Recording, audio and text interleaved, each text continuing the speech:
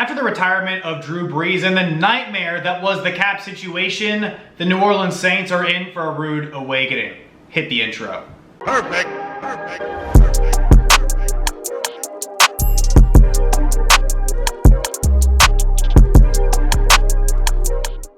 Before we get too far into things, subscribe to support the channel. Also, get the bell on to know every single time I'm dropping a video. And with that out of the way, it's on to the content.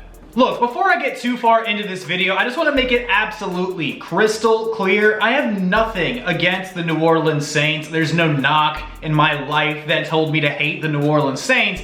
I'm just calling it like I see it. The 2020 offseason so far has not been kind to the Saints nor their fans. I do not think the New Orleans Saints fans heading into this upcoming season, the 2021 regular season, that they should be walking in way too optimistic. With a number of departures and the Saints front office scrambling to find money for free agency, I smell disaster in New Orleans. But let's break this thing down step by step on why I don't see things going well for the Saints in 2021, starting off with numero uno, the salary cap. So it's not breaking news to say the New Orleans Saints salary cap issues were not front and center heading into this 2021 NFL free agency. The New Orleans Saints had the lowest amount of cap space available. They were in the red by over $45 million under the salary cap, named at $182.5 million, and the New Orleans Saints were restructuring, cutting players, and trying to work their way out of this weird situation just to be eligible to make free agency moves as well as draft moves heading into the 2021 NFL season. The New Orleans Saints restructured a number of players: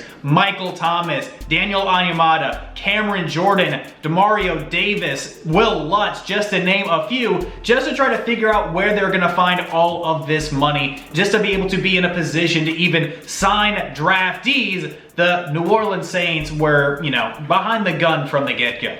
And on the Saints side of things, contract restructures like the ones they have done, and as well as a number of teams around the league have done, are really risky business if you think about it. And the risks that I'm talking about really come down to the restructure of contracts and turning a lot of that salary into signing bonuses and kicking those signing bonuses down the road into 2022 and the 2023 NFL season. The Saints Wire, along with USA Today, did a really good breakdown explaining how contract restructuring works and doing exactly what the Saints did. I just kind of want to break down that article. In the article written by John Seigler, he uses Cameron Jordan, defensive end and team captain, for a really good example on how to break down the contracts and why there is a lot of risk involved here. For example, Cameron Jordan being one of the players that got restructured and elevated a number of his contract bonuses into signing bonuses down the road, it, on paper, opens up a lot of money for the New Orleans Saints this season, but down the road, like I mentioned, you're just kicking a lot of that signing bonus down the road into guaranteed money. And the risk here for the New Orleans Saints is they're kind of tied to Cameron Jordan for the remainder of that contract. Into 2022,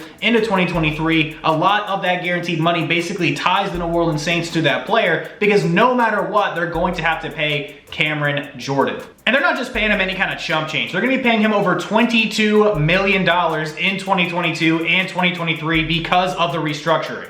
And nothing against Cameron Jordan. He's coming off one of his more lackluster seasons with just 7.5 sacks for the New Orleans Saints. He wasn't even the sack leader for the New Orleans Saints, seeing Trey Hendrickson leave in free agency on a greener pastures on a 4-year, $60 million deal to the Cincinnati Bengals. So look, the New Orleans Saints are really just hoping that veteran at 32 years old is going to start having some more productive seasons to finish out that contract, to make that investment worth it, and to make these moves right now seem worth it. And while the decision to restructure those contracts was absolutely necessary, it does not mean that it was necessarily the best move for the New Orleans Saints moving forward, as the New Orleans Saints, even with the contract restructures by a number of their big stars, still had to let a number of players leave in free agency. Tight end Jared Cook, linebacker Quana Alexander, wide receiver Emmanuel Sanders went off to greener pastures with the Buffalo Bills, and Janoris Jenkins, cornerback veteran, also hitting free agency. A number of players that the New Orleans Saints very likely would have liked to have kept, but because of their free agency situation, their cap situation,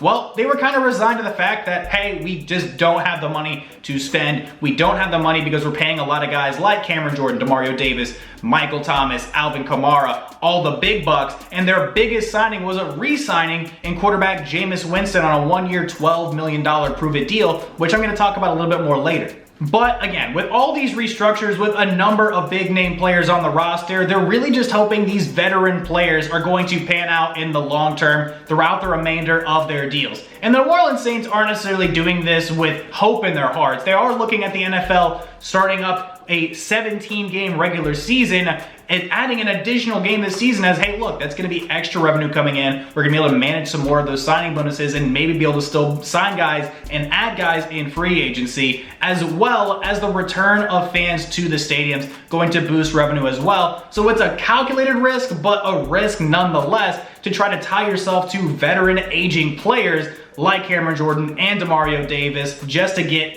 back to $0 to be able to play around in free agency. Oh no, my monitor's turned off.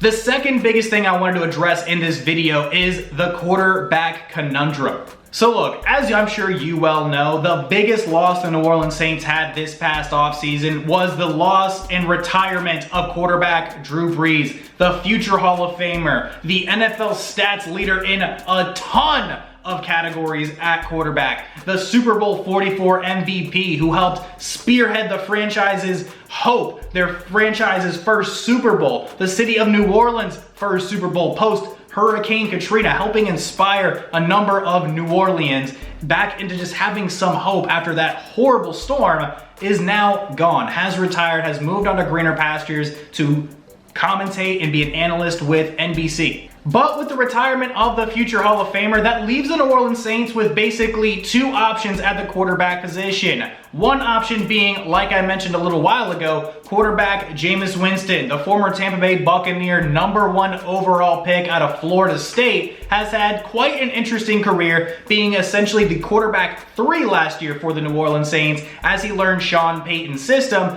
And on the other side, you've got the super athletic talent that is Taysom Hill. They love using him in packages all over the field, at quarterback, in the backfield at running back, at tight end, at wide receiver even. The dude is a Swiss Army knife of a weapon for the New Orleans Saints. And the conundrum is, who's going to start? Because while I love Sean Payton and his offensive coachability, it's not really a certainty that Jameis Winston will even be the starter, even though he did sign that one-year, $12 million deal. In the 4 games that Taysom Hill recorded last year as the starter in the stead of an injured Drew Brees, Taysom Hill didn't play so bad.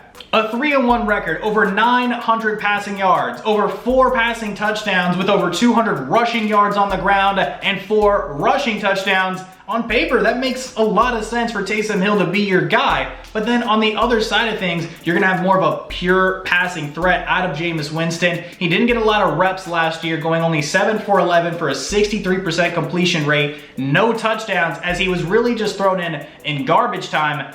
The question really just becomes, do you want more of a pure passer at your quarterback position? Do you put faith in Jameis Winston? Or do you go super versatile, athletic freak guy in Taysom Hill that, while he was on the field, was able to throw some nice checkdowns, wasn't able to do anything crazy down the field? That just becomes the question. That's your conundrum right there in a nutshell.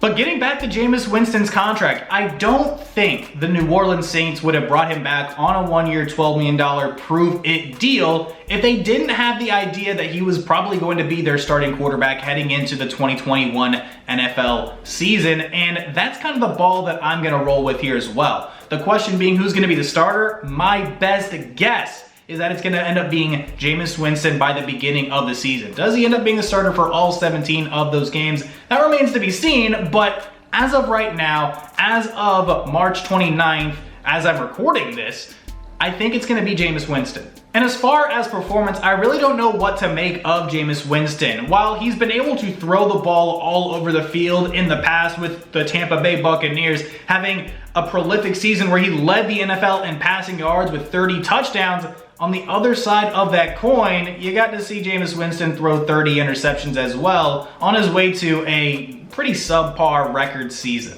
But hey, it is kind of funny when you watch Jameis Winston do the W thing, Oh, got a W right here. I just love Jameis Winston in that moment. And as far as the weapons surrounding Jameis Winston as the possible starter, you've got Michael Thomas, who hopefully will remain healthy for this season. I know fantasy owners were, grabbing their pitchforks and their torches last year as he just wasn't healthy. And I was one of those victims. They ask you how you are, you just have to say that you're fine when you're not really fine, but you just can't get. And then out of the backfield, you've got Alvin Kamara, who last year set an NFL record for rushing touchdowns in a single game with 6. Alvin Kamara is a freak beast that can do everything you ask him, can play out of the slot at wide receiver, is a dynamic running back that can just bounce off of tacklers coming out of the backfield. Alvin Kamara is arguably the best running back in the NFL, said for guys like Christian McCaffrey and Derrick Henry. Look, Alvin Kamara is no joke at the running back position, so there's going to be 2 elite weapons alongside of Jameis Winston at the starting quarterback position,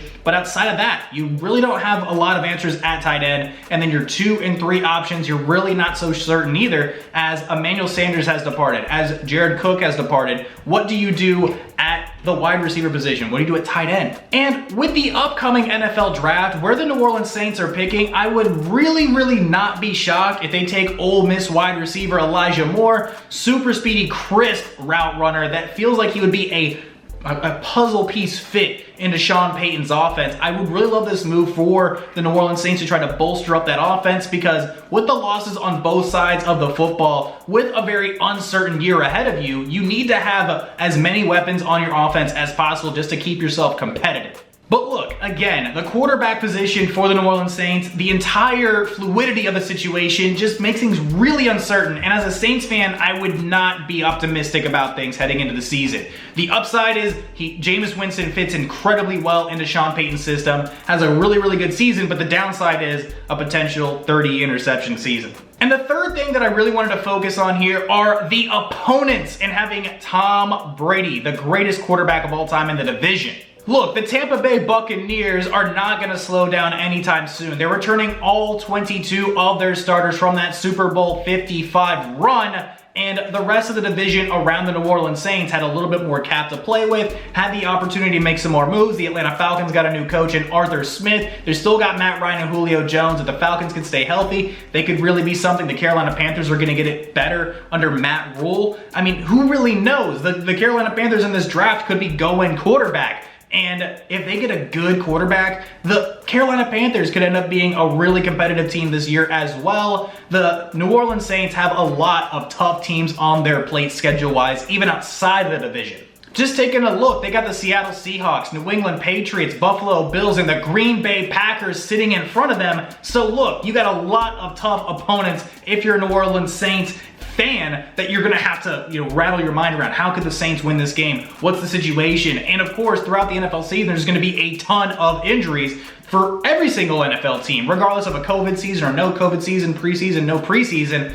There's going to be injuries along the roster. How do you account for all those things, right? The New Orleans Saints, situationally, I just don't like where things are headed for them this year. In conclusion, and as I'm sure you understand at this point, I'm not optimistic about the New Orleans Saints 2021 NFL season. The cap hitting them hard. Free agency not doing them any favors. The division around them, the NFL around the New Orleans Saints has gotten better. The retirements, the restructurings, the salary cap finagling.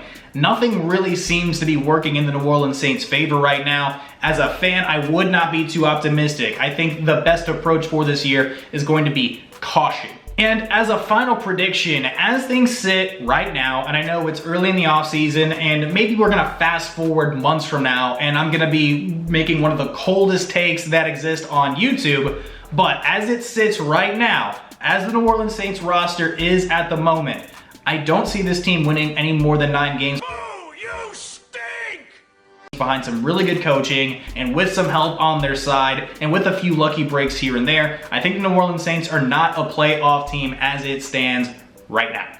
So look, not a super optimistic video, but hey, I just appreciate you watching all the way till the end. Feel free to, of course, like, comment, share, subscribe, and get the bell on to know every single time I'm dropping a video. My name is Tristan Blake Rines, and I'm gonna catch you in the next one.